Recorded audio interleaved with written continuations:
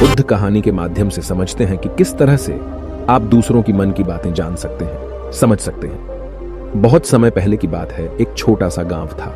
उस गांव में दो भाई रहा करते थे। बड़ा भाई अंधा था, जिस कारण वो हमेशा घर पर ही बैठा रहता था, और छोटा भाई खेती किया करता था। लेकिन खेतों में अधिक जानवर आने से पूरी फसलें नष्ट हो जाती थीं, जिस कारण छोटा भाई बहुत परेशान हो चुका था। तभी उसे एक तरकीब सूझी। एक दिन उसने सोचा, खेतों में से इन जानवर को भगाने के लिए क्यों ना मैं अपने बड़े भाई की मदद लूं। वैसे भी बड़े भैया अंधे हैं, अगर वह खेत में बैठे रहेंगे और जानवरों की आहट आने पर वो उन्हें जोर से चिल्लाकर भगा सकते हैं, जिससे हमारी फसलें बच सकती हैं। इसलिए उन्हें मैं खेत में बिठा देता हूं। ये सब सोच विचार करने के बाद उसने अपने खेत में ही एक छोटी सी झोपड़ी तैयार की और अपने अंधे भाई को उस खेत में बिठा दिया और उनसे कहा, भैया, यदि कोई जानवर की आहट आपको सुनाई दे तो आप जोर जोर से चिल्लाना। ये सुनकर वो जानवर यहां से भाग जाएंगे और हमारी फसलें नष्ट होने से बच जाएगी। बड़ा भाई अपने छोटे भाई की बात मान लेता है और वो उस दिन से खेत में ही रहना शुरू कर देता है। जब भी किसी जानवर की आहट उसे सुनाई देती तो वो तुरंत जोर जोर से चिल्लाना शुरू कर देता, जिससे वो जानवर उसके खेतों से भाग जाते। ऐसा करते करते कई दिन बीत चुके थे। तभी एक दिन उसके खेत में एक हिरण भागता हुआ आता है और वह खेत के बांध को तोड़कर वहां से भाग गया। लेकिन उसी हिरण का पीछा करते हुए एक राजा भी उस खेत में आ पहुंचा। तभी राजा की नजर उस अंधे भाई पर पड़ती है। राजा उस व्यक्ति से कहता है, देखो, मैं यहां पर एक जानवर का पीछा करते हुए आया हूं। क्या तुमने उस जानवर को यहां पर देखा है? इस पर वो व्यक्ति कहता है, हे राजन, मैं तो अंधा हूं, मैं भला किसी जानवर को कैसे देख सकता हूं। लेकिन मैं आपको इतना जरूर बता सकता हूं कि जो जानवर मेरे खेतों से होकर भागा है वो आपके लायक नहीं है। आप उसके पीछे अपना समय यूं ही व्यस्त कर रहे हैं। राजा उस अंधे व्यक्ति की बात सुनकर बड़ा अचरज में पड़ गया। वो ये सोचने लगा कि आखिर ये तो अंधा है, फिर इसे कैसे पता कि जिस हिरण को मैं तलाश रहा हूं वह हिरण मेरे लायक है ही नहीं। ये अंधा व्यक्ति मुझे कैसे बता सकता है? तभी राजा उस अंधे व्यक्ति से कहता है, कहीं तुम मुझसे झूठ तो नहीं कह रहे? एक तरफ तुम ये कहते हो कि तुम अंधे हो और दूसरी तरफ तुम ये भी कह रहे हो कि जो जानवर यहां से भागा है वो मेरे लायक नहीं है। इस पर वो अंधा व्यक्ति कहता है, हे राजन, जिसे आप एक हिरण समझ रहे हैं, असल में वो एक हिरण नहीं है, बल्कि एक हिरणी है, और वो भी गर्भवती है। और जहां तक मुझे ज्ञान है, मैंने कभी किसी राजा को किसी गर्भवती हिरणी का शिकार करते हुए नहीं सुना है। और इसी कारण मैं आपसे ये कह रहा हूं कि वो हिरणी आपके लायक नहीं है। आप उसके पीछे अपना समय व्यर्थ ना करें। यह सुनकर राजा और भी अचरज में पड़ गया। वो ये सोचने लगा कि आखिर ये अंधा आदमी ये कैसे जान सकता है कि वो हिरणी है और गर्भवती है। राजा कुछ देर सोच विचार करने के बाद अपने सेनापति से कहता है, सेनापति जी, मुझे वो जानवर जिंदा चाहिए, क्योंकि मुझे यह पता करना है क्या वह हिरणी है और क्या वह गर्भवती है। क्योंकि यह अंधा आदमी बहुत विश्वास के साथ कह रहा है और मुझे इस बात की पुष्टि करनी है। यदि वह हिरणी हुई और गर्भवती हुई तो वह हमारे शिकार के लायक नहीं है, क्योंकि हम तो एक हिरण का पीछा कर रहे थे। इसलिए जाओ और पता करो कि क्या वो हिरणी है। सेनापति राजा से आज्ञा लेकर आगे की ओर बढ़ चलता है और कुछ देर बाद जब वह वापस लौट कर आता है तो वह राजा को कहता है, हे राजन, इस अंधे आदमी ने जो भी बातें कही हैं वो बिल्कुल सही हैं। वो एक हिरणी ही है और वह गर्भवती भी है। यह सुनकर राजा आश्चर्यचकित रह गया। उसे समझ नहीं आ रहा था कि आखिर अंधा आदमी कैसे पता कर सकता है कि वह जानवर एक हिरणी है, और तो और वह गर्भवती है। भला एक अंधा आदमी यह कैसे देख सकता है? यह कैसे जान सकता है? आखिर इसे यह कैसे पता चला? ऐसे कई सारे प्रश्न अब राजा के मन में उमड़ने लगे। अब राजा ने यह ठान लिया था कि मुझे इस बात की तह तक पहुंचना ही है कि आखिर यह अंधा आदमी कैसे जानता है कि वह जानवर एक हिरणी है। यह सोचकर राजा उस अंधे आदमी के पास जाता है और उस अंधे आदमी से कहता है, देखो, मैं ये तो नहीं जानता कि तुम सचमुच अंधे हो या नहीं, लेकिन मैं तुमसे एक बात जानने आया हूं। क्या तुम मेरे प्रश्न का सही सही जवाब दोगे? इस पर अंधा व्यक्ति कहता है, हे राजन, आप जो कुछ पूछना चाहते हैं मुझसे पूछ सकते हैं, मैं आपको बिल्कुल सच सच जवाब दूंगा। इस पर राजा कहता है, देखो, एक तो तुम कहते हो कि तुम अंधे हो और दूसरी तरफ तुमने यह बता दिया कि जिस जानवर का पीछा मैं कर रहा हूं वह एक हिरणी है, और तो और वह गर्भवती भी है। आखिर तुम्हें यह कैसे पता चला? तुम्हारे खेत में और भी तो जानवर आते होंगे, और भी तो जानवर यहां से गुजरते होंगे, फिर तुमने यह कैसे अंदाजा लगाया? तभी वह अंधा व्यक्ति राजा से कहता है, हे राजन, आप जिस हिरणी का पीछा कर रहे थे वही हिरणी जब मेरे खेत में आई, उसकी रफ्तार और उसके भागने की आहट से मुझे यह एहसास हो चुका था कि यह एक हिरणी है। और मेरे खेत की जो बांध है वह बहुत छोटी है, उसकी ऊंचाई ज्यादा नहीं है। यदि कोई हिरण होता तो उस बांध को बड़ी आसानी से लांघ जाता। लेकिन वह हिरणी इस बांध को तोड़कर भागी है, और यदि वह इस बांध को छलांग लगाकर पार करने का प्रयास करती तो इससे उसके बच्चे को खतरा होता। और इसी बात से मैंने यह पता लगा लिया कि वह गर्भवती है। इस कारण वह ज्यादा ऊंची छलांग न लगाकर मेरे खेत की बांध को तोड़ते हुए भाग गई। इस पर राजा के मन में एक और प्रश्न उठा। राजा ने कहा, किंतु तुम्हें कैसे पता चला कि वो एक हिरणी ही है? और भी तो कोई जानवर यहां पर आ सकते हैं। इस पर वो अंधा व्यक्ति कहता है, हे राजन, मैं पूरा दिन सुबह शाम यहीं पर बैठा रहता हूं और मेरी सुनने की शक्ति बहुत तेज है। मैं ये बाफ जाता हूं कि कौन सा जानवर मेरे खेत में आया है, और उसी के आधार पर मैं जोर जोर से चिल्लाता हूं ताकि वो मेरे खेत से भाग जाए और मेरे खेत की फसलों को नष्ट न कर पाए। राजा उस अंधे आदमी का यह जवाब सुनकर पूरी तरह से संतुष्ट हो चुका था। वो मन ही मन ये सोच रहा था कि आदमी भले ही अंधा हो, लेकिन ये तो बड़ा ज्ञानी मालूम पड़ता है। इस आदमी से कुछ ना कुछ तो काम निकलवाना ही चाहिए। ये विचार लिए हुए राजा वहां से वापस अपने महल की ओर लौट जाता है। राजमहल पहुंचते ही राजा उस अंधे व्यक्ति से कहता है, आप तो बड़े ज्ञानी व्यक्ति है, आपको किसी भी बात का पता बड़ी आसानी से चल जाता है। आज मैंने आपको यहां पर इसलिए बुलाया है क्योंकि मैं आपसे ये जानना चाहता हूं कि मेरी पत्नी पतिव्रता है या नहीं। इस पर वो अंधा व्यक्ति कहता है, हे राजन, ये कैसा प्रश्न हुआ? इस पर राजा कहता है, मैंने आपसे बिल्कुल उचित प्रश्न किया है, मुझे इस प्रश्न का उत्तर दीजिए। इस पर वो अंधा व्यक्ति कहता है, हे राजन, ये सारी बातें जाने दीजिए। आपकी शादी को इतने साल बीत चुके हैं और अब आप ये बात क्यों जानना चाहते हैं? आपके मन में ऐसे प्रश्न क्यों उठ रहे हैं? इस पर राजा जिद करते हुए कहता है, देखिए, आपको मुझे इस प्रश्न का उत्तर तो देना ही होगा। यदि आप मुझे इस प्रश्न का उत्तर नहीं देंगे तो मैं आपको मृत्युदंड दे दूंगा। राजा के मुख से यह बात सुनकर वो अंधा व्यक्ति कहता है, हे राजन, यदि आप इस प्रश्न का उत्तर चाहते हैं तो उसके लिए आपको मेरा एक काम करना होगा। राजा कहता है, बोलो, मुझे क्या काम करना होगा? इस पर व्यक्ति कहता है, इसके लिए आपकी पत्नी को मेरे साथ कमरे में अकेले छोड़ना होगा। उस अंधे व्यक्ति की यह बात सुनकर राजा पहले तो क्रोधित हो जाता है, लेकिन फिर कुछ सोच विचार करने के बाद वह उस व्यक्ति की बात मान लेता है और अपने सेनापति को आदेश देता है, सेनापति जी, इस व्यक्ति को और मेरी पत्नी को एक कमरे में कुछ देर के लिए अकेला छोड़ दे। सेनापति बिल्कुल वैसा ही करता है। अब राजा की पत्नी और अंधा आदमी एक कमरे में बंद हो चुके होते हैं। तभी वो अंधा आदमी राजा की पत्नी से कहता है, मुझे आपको छूना है। इस बात पर रानी अत्यधिक क्रोधित हो जाती है और उस अंधे आदमी को वो पकड़ पकड़ कर पीटने लगती है, कभी हाथों से तो कभी लातों से तो कभी पटक पटक कर। इस तरह से उन्होंने उस अंधे आदमी की खूब पिटाई की। उसके बाद किसी तरह से वह अंधा आदमी अपनी जान बचाकर वहां से भाग निकलता है और वह राजा के पास पहुंचता है और वह राजा से कहता है, हे राजन, आपकी पत्नी पतिव्रता नहीं है। यह बात सुनकर राजा अत्यधिक क्रोधित हो उठता है और राजा अपनी तलवार निकालकर सीधा अपनी पत्नी की ओर जाता है और क्रोधित होकर वह अपनी रानी से कहता है, रानी जी, आज मैं जो भी सवाल आपसे करने वाला हूं उसका मुझे सच सच जवाब दीजिएगा, और यदि आपने एक शब्द भी झूठ कहा तो मैं आपका अभी के अभी सर धड़ से अलग कर दूंगा। तभी आगे वह राजा कहता है, मुझे बताइए, क्या आप पतिव्रता हैं या नहीं? इस पर रानी कहती है, हे राजन, आप भले ही मुझे जान से मरवा दीजिए, लेकिन मैं पतिव्रता नहीं हूं। राजा यह बात सुनकर बहुत खुश हुआ, क्योंकि उस अंधे आदमी ने जो भी कहा था वह बिल्कुल सच था। यह बात सुनकर तुरंत ही राजा उस आदमी के पास पहुंचता है और आकर उस अंधे आदमी से कहता है, तुम्हें कैसे पता चला कि मेरी पत्नी पतिव्रता नहीं है? इस पर वह अंधा आदमी कहता है, हे राजन, बड़ी सीधी सी बात है, मैंने तो आपकी पत्नी से बस इतना ही कहा था कि मुझे आपको छूना है, और इस बात पर वह इतना क्रोधित हो उठी कि उन्होंने गुस्से में आकर मुझे लात घूंसों से पीटना शुरू कर दिया। और भला कोई औरत किसी और मर्द को कैसे छू सकती है? लेकिन उन्होंने न आव देखा न ताव, बस लात घूंसे मुझ पर बरसाने शुरू कर दिए। वह भी तो एक छूना ही हुआ, और एक पतिव्रता नारी कभी भी पराये मर्द को नहीं छूती। जब मैंने उसे छूने के लिए कहा था तो वह उस वक्त मुझे मना कर सकती थी, लेकिन उन्होंने तो मुझे पीटना शुरू कर दिया और देखते ही देखते उन्होंने मेरे पूरे शरीर को छू लिया। अब आप ही बताइए, ऐसी स्त्री भला पतिव्रता कैसे हो सकती है? इस पर राजा कहता है, तुम तो बड़े ज्ञानी मालूम पड़ते हो। अच्छा ठीक है, चलो तुम मेरे एक प्रश्न का और जवाब दो। यदि तुमने मुझे इस प्रश्न का सही सही जवाब दे दिया तो मैं तुम्हें यहां से जाने दूंगा। आगे राजा उस अंधे आदमी से कहता है कि तुम मुझे यह बताओ, क्या मैं सच में अपने पिताजी का ही बेटा हूं या फिर किसी और का?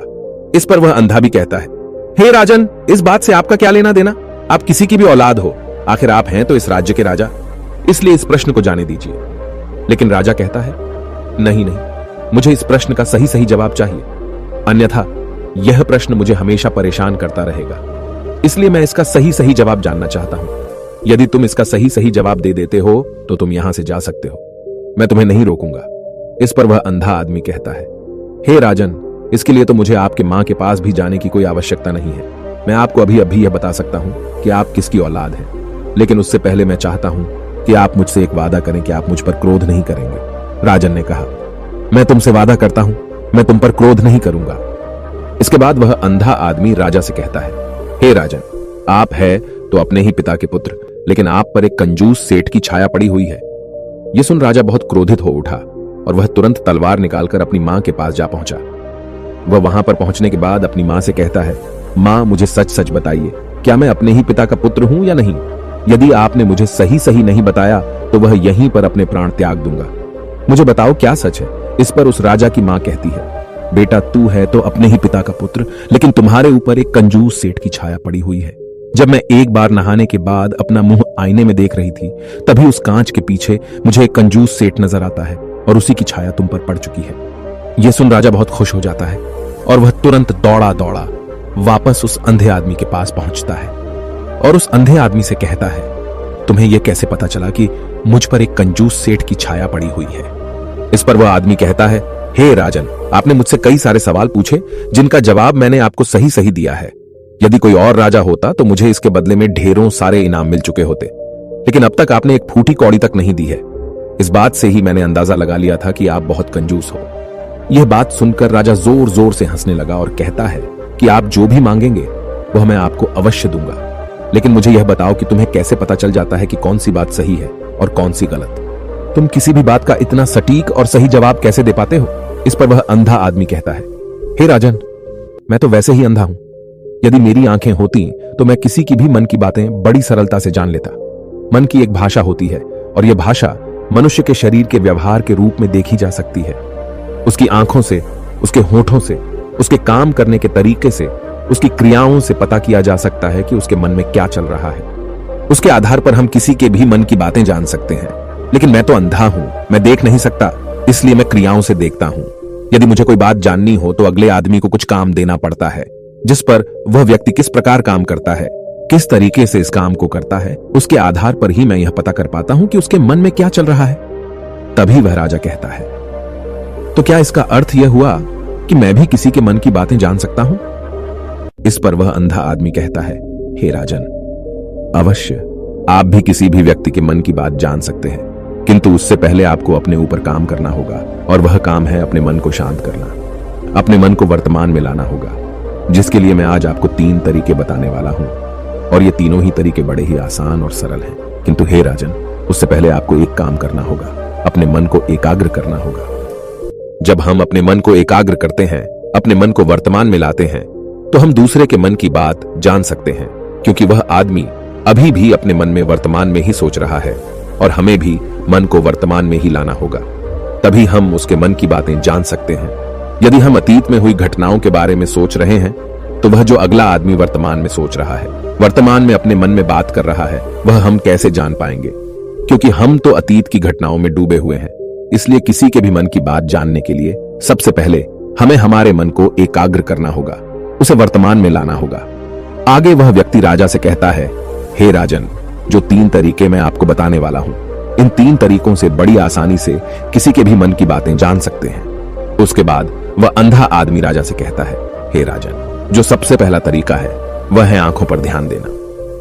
किसी व्यक्ति से बात करते वक्त उसकी आंखों में देखना, उसकी आंखों पर ध्यान देना जो सबसे ज्यादा जरूरी है, क्योंकि आंखें बोलती नहीं पर बहुत कुछ कह जाती हैं। यदि हम किसी व्यक्ति की आंखों के इशारों को समझना सीख जाएं, हम यह जान पाएंगे कि व्यक्ति के दिमाग में क्या चल रहा है, वह क्या सोच रहा है और अभी वह क्या करने वाला है। मेरे पास आंखें नहीं हैं, लेकिन मैंने अपने गुरु से यह विद्या सीखी है, क्योंकि बहुत सालों पहले मेरे पास आंखें थीं और मैं उस वक्त लोगों के मन की बातें केवल उनकी आंखों से ही जान लेता था। इसलिए यदि आप भी दूसरों की मन की बातें जानना चाहते हैं, तो आपको भी उनकी आंखों पर गौर करना चाहिए, जैसे कि उनका आकार कैसा है, वह कब, कहां और किधर देख रहे हैं। यदि उसकी आंखें यहां वहां घूम रही हैं, जब आप उससे बातें कर रहे हैं, तो वहां वह इधर उधर मोड़ रहा है, कभी ऊपर तो कभी नीचे या कभी आसपास, या फिर उसकी आंखें खुश नजर आ रही हैं या फिर आंखें निराश नजर आ रही हैं, जैसे कि चोर होता है। उसकी आंखों में जब हम देखते हैं तो हमें यह पता चलता है कि अगले आदमी ने कोई गलती की है। ठीक उसी प्रकार जब हम किसी चालाक व्यक्ति की आंखों में देखते हैं तो आपको पता चलेगा कि उसकी आंखों में एक भाषा होती है। एक बहुत ही सीधा और आसान तरीका होता है। यदि आपको यह पता लगाना है कि सामने वाला व्यक्ति आपसे झूठ कह रहा है या फिर सही, तो आपको उसकी आंखों पर ध्यान देना अति आवश्यक है। यदि आपसे बात करते वक्त वह व्यक्ति अपनी आंखें यहां वहां घुमा रहा है, ऊपर नीचे, इधर उधर, दाएं बाएं, हर जगह देख रहा है, तो इसका अर्थ यह हुआ कि वह उस बात से निकलने का कोई रास्ता ढूंढ रहा है, वो कोई झूठ बना रहा है। यदि सामने वाला व्यक्ति आपसे कुछ झूठ कहने का प्रयास कर रहा है तो वह आपसे नजर नहीं मिलाएगा। वह यहां वहां देखेगा, ऊपर नीचे देखेगा, लेकिन वह आपकी आंखों में आंखें डालकर कभी नहीं देख पाएगा, क्योंकि उसे डर है कि यदि उसने आपकी आंखों में आंखें डालकर देखी तो उसका झूठ पकड़ा जाएगा और लोगों को सच्चाई का पता चल जाएगा। और इसी प्रकार कुछ और भी भाषाएं होती हैं। जब आप किसी की आंखों में आंखें डालकर यह देखना शुरू कर देंगे कि उसके हाव भाव क्या है, ठीक उसी प्रकार चेहरे के हाव भाव होते हैं, जिससे हम मन की बातें बड़ी आसानी से समझ सकते हैं और इन्हें भी समझना बहुत जरूरी है। कभी कभी कोई व्यक्ति अपने चेहरे से जैसे आंख, होंठ और बहुत से कुछ अलग अलग व्यवहार करता है।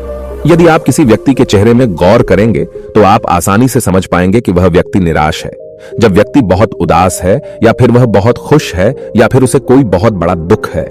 वह अपने अंदर क्या महसूस कर रहा है, ये सारी बातें हम उसके चेहरे के हाव भाव से पता कर सकते हैं। फिर चाहे इंसान जुबान से कुछ बोले या ना बोले, लेकिन आप उसके चेहरे से सब कुछ पता कर सकते हैं। आगे व्यक्ति राजा से तीसरा तरीका बताते हुए कहता है, हे राजन, इसी प्रकार तीसरी भाषा भी है, अर्थात तीसरा तरीका भी है, और वह है हाथों के इशारे और शरीर का व्यवहार। मन की बात समझने के लिए हमें हाथ के इशारे और शरीर के व्यवहार को समझना बहुत आवश्यक है। कोई व्यक्ति जब बात करता है तो आपने देखा होगा कि वो अपने हाथों को हिलाता रहता है, अपने हाथों से इशारा करता रहता है। बातों के साथ साथ अपना शरीर का जो व्यवहार है, अर्थात बॉडी लैंग्वेज, उसका भी पूरा उपयोग करता है, जिससे हमें यह पता चल पाता है कि वह व्यक्ति हमारी बातों पर कितना ध्यान दे रहा है और उसके मन में क्या चल रहा है। शरीर के व्यवहार को देखने के लिए उसके हाथ मटकाने, शरीर मटकाने और चेहरे पर बार बार हाथ लाने, हाथों का एक दूसरे से मसलना, ऐसी बहुत सी क्रियाएं होती हैं, उस पर हमें ध्यान देना अति आवश्यक है। मन की बात को समझने के लिए हमें शरीर के व्यवहार को भी समझना पड़ता है। यदि हम इन तीन तरीकों को सही तरीके से ध्यान देकर इन तीन तरीकों को अच्छे से समझ लेते हैं तो हम बहुत जल्दी किसी भी व्यक्ति के मन की बातें बड़ी सरलता और सहजता से जान सकते हैं। इसलिए यदि आपको किसी के मन की बातें जानी है तो आपको उसकी आंखों पर, उसके चेहरे पर, उसके शरीर के हाव भाव को और उसके हाथों को ध्यानपूर्वक देखना और समझना होगा, जिससे आप यह समझ पाएंगे कि आखिरकार उसके मन में क्या चल रहा है और वह क्या सोच रहा है। लेकिन उनसे पहले आपको अपने मन को एकाग्र करना होगा, शांत करना होगा और अपने मन को वर्तमान में लाना होगा। तभी आप उस व्यक्ति की इन सभी क्रियाओं पर ध्यान दे पाएंगे, उन्हें समझ पाएंगे। अन्यथा आप यदि अतीत की घटनाओं में व्यस्त हैं, भविष्य की योजनाओं में व्यस्त हैं, तो आप उस व्यक्ति के हाव भाव पर कभी ध्यान ही नहीं पाएंगे और न ही आप कभी यह समझ पाएंगे कि आखिर उस व्यक्ति के मन में क्या चल रहा है, वह क्या सोच रहा है। आपने देखा होगा कि ऐसे कई बड़े संत महात्मा हैं जो बड़ी ही शांति से आपको देखते हैं और आपको देखकर ही ये बता देते हैं कि आपके मन में क्या चल रहा है, आप उनसे क्या जानने आए हैं। और इसका सबसे बड़ा प्रमुख कारण यही है कि वह आपको पढ़ सकते हैं, आपको समझ सकते हैं, आपकी मन की बातें जान सकते हैं, क्योंकि उनका मन एकाग्र है, शांत है, और यही कारण है कि वह आपके मन की बातें बड़ी सरलता से समझ जाते हैं। यदि आपने अब तक पूरी कहानी को सुना है तो मैं आपसे एक छोटा सा अनुरोध करना चाहता हूं। कृपया इस चैनल को सब्सक्राइब करें ताकि मैं आपके लिए और भी ऐसी ही ज्ञान से भरपूर कहानियां लेकर आ सकूं। नमो बुद्धाय। मिलते हैं एक नई कहानी के साथ अगली वीडियो में।